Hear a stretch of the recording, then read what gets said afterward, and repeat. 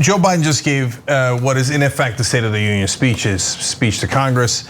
Let's break it down and give you a summary of it. First of all, it was much better than expected, at least for my expectations.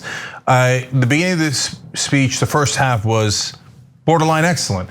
So does Joe have the best delivery in the world? I don't know. He still whispers too much. It's still a little bit of mumbling, etc. But those are tiny, minor things.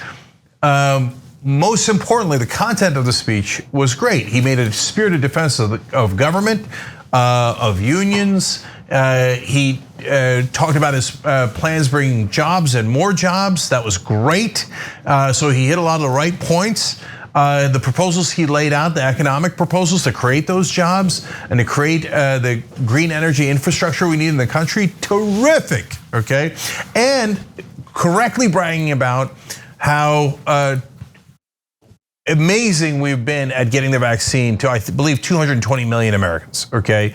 So, or at least 220 million shots, let me put it that way. And that part is true, and they've had great results. We elected him for competence after 4 years of the worst incompetence you've ever seen in your life, and we got that competence. So, and some of that stuff he already did, and the COVID relief bill didn't have the minimum wage in it, but he bragged about the parts that it did have that were terrific. So all good.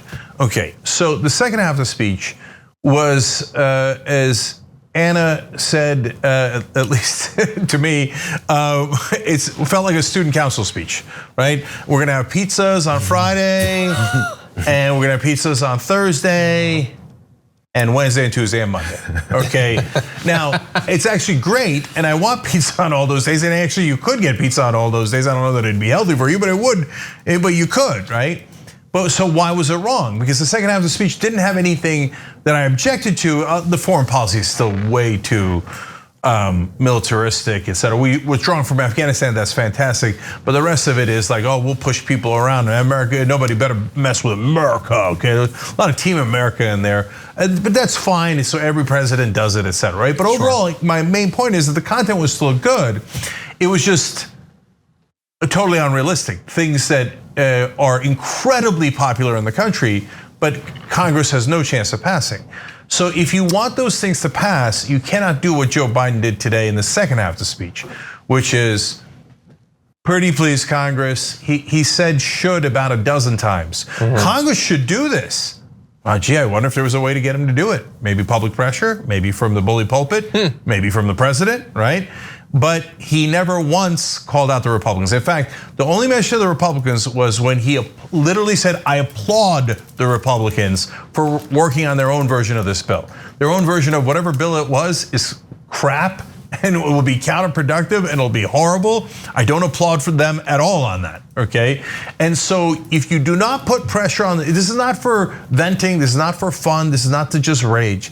It's to pass the bills. If you do not put pressure on the Republicans, and most importantly, the corporate Democrats, the conservative Democrats, you're not gonna pass any of this stuff. You're not gonna pass the gun laws, you're not gonna pass, Jesus, the Violence Against Women Act. You can't prevent violence against women. That's the biggest controversial. That's the biggest layup in American history. Joe Biden's the one who passed it in the first place back when he was in the Senate. And when they say no, you cannot pull a Democrat and go, I guess there's nothing we could do, right? Well, then that means you never meant it. And so then Democrats think they're so clever. Hey, we can propose all these wonderful things and then lay down and let the Republicans kill them, and then we get credit for them. No, you don't get credit for things you did not pass. So now he has a long road ahead of him this first 100 days, and if he passes those things, then if he did everything in this speech, I'd give him an A+ for his presidency. It doesn't have everything I want, okay, not by a long shot. Now, we're a million miles away from Medicare for all, right? But I would still give him an A+. But he ain't gonna pass them because he's never gonna fight the Republicans or especially the conservative Democrats. And this speech was an excellent example of that. He didn't fight them one bit. Thanks for watching The Young Turks. Really appreciate it.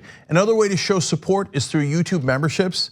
You'll get to interact with us more. There's live chat emojis, badges. You've got emojis of me, Anna, John, JR. So those are super fun. But you also get playback of our exclusive member-only shows and specials right after they air. So all of that, all you gotta do is click that join button right underneath the video. Thank you.